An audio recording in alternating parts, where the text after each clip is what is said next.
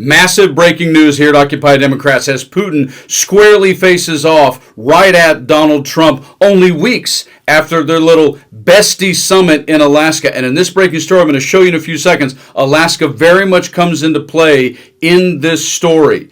What I want you to do is listen to the sound this morning when Trump tries to talk like he actually knows what he's doing. This. Well, I can tell you that President Erdogan is very respected by both of them. Everybody respects Erdogan. They really respect Erdogan. No, you don't know that everybody likes him. I do. I think he could have a big influence if he wants to. Right now, he's very neutral. He likes being neutral. So do I like being neutral. Yeah, you were going to solve this in one day, and being neutral is just getting more Ukrainians killed, you dummy. The best thing he could do is not buy oil and gas from Russia. Yeah, I think you missed that part where Erdogan isn't going to stop buying oil from Russia because they're buddies and you aren't. But in this breaking story, what's key is what Trump said yesterday and Zelensky's response to it. This. I know your staff read the post from President Trump that he posted on Truth Social after your meeting, but in part he said this: after getting to know and fully understand the Ukraine-Russia military and economic situation, and after seeing the economic trouble it is causing Russia, I think Ukraine, with the support of the European Union, is in a position to fight and win all of Ukraine back in its original form. With time, patience, and the financial support of Europe, and in particular NATO, the original borders from where this war started is very much an option. Are you surprised to hear that? A little bit. I'm sure in my people, in my army, and I'm sure in strengthening of the in support of the United States. But President Trump was more positive in it, and he showed that he wants to support Ukraine to the very end. We are ready to finish this war as quick as possible. And he wants, but he understands that Putin doesn't want, and he understands that he is not winning, but he says to everybody that he will win. I see very, it was a little bit surprise for me, you're right, I was very positive signals from the side that Trump and America will be with us to the end of the war. We will see. Yeah, let me get this straight, Donnie. You called Putin a paper tiger? After the way you've conducted yourself with him in the first term and the first 9 months during your second term? Well, in this breaking story, Vladimir Putin has a little response to call Taco Trump out on his BS. Here is the story. Putin trolling Trump with Russian jets buzzing Alaska. He was given the red carpet treatment, a military flyover, and a rare ride in the presidential limousine. But nearly 6 weeks after Vladimir Putin was invited to an historic summit with Donald Trump in Alaska, the U.S. intercepted Russian bombers and fighter jets that flew near the state this week in an apparent test of America's defense systems. 2 Russian Tu-95 long-range strategic bombers and 2 Su-35 fighter jets were seen flying in the Alaskan Air Defense Identification Zone on Wednesday, which is international airspace that abuts U.S. and Canadian sovereign airspace. North American Aerospace Defense Command, NORAD, responded by deploying 4 F-16 fighter jets, a surveillance aircraft, and KC-135 tanker planes to positively identify and intercept the Russian aircraft.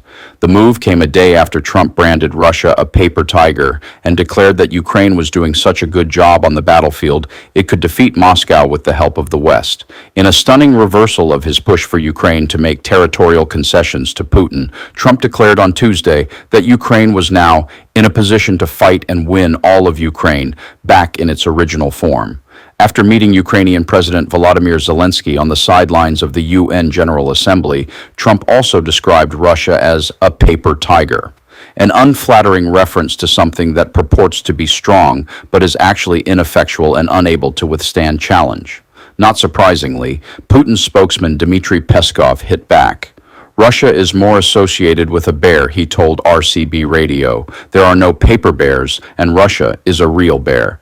But Wednesday's activity was not the first time jets have buzzed near Alaska, a state that the country once owned before it was sold to the U.S. in 1867. And while authorities say the activity was not a direct threat, many view it as the latest in a series of Russian flights that appear to be testing the preparedness of U.S. and allied NATO nations. In recent weeks, weeks, Russia has entered the airspace of Poland, Estonia, and Romania in what leaders have condemned as a provocative escalation. Another suspected Russian incursion took place in Denmark, where mysterious drones forced the closure of Copenhagen Airport on Monday night. Asked if he believed the NATO member countries should shoot down Russian drones that violate their airspace, Trump replied on Tuesday, "Yes, I do." Trump's meeting with Zelenskyy in New York marked a significant shift in rhetoric for the U.S. president, whose patience with Putin has been wearing thin. Since rolling out the red carpet for his Russian counterpart in Alaska, Putin has refused to negotiate in good faith and continued to bomb Ukrainian territory.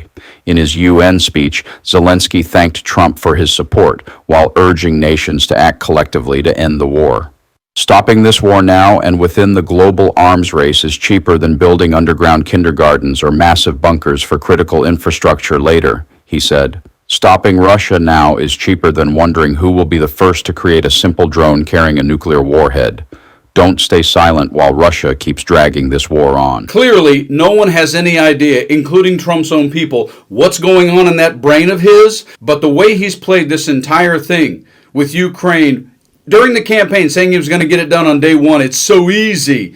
And now the way he's handled the last 9 months and Putin to suddenly try to flip and play this game and then use a phrase like paper tiger with Vladimir Putin, brother, that may be one of the dumbest foreign policy switcheroos I've seen in my entire lifetime, and I've seen a few just like you have. Donald Trump is about to put his own rubber to the road as to what he and his administration are going to do about the war in Ukraine. And he's pissed off so many people in Europe. And the European Union is so done with Trump. It is going to be really, really interesting and maybe almost defining as to how he handles the next 90 days. So when it comes to this and Putin buzzing American airspace, stay frosty.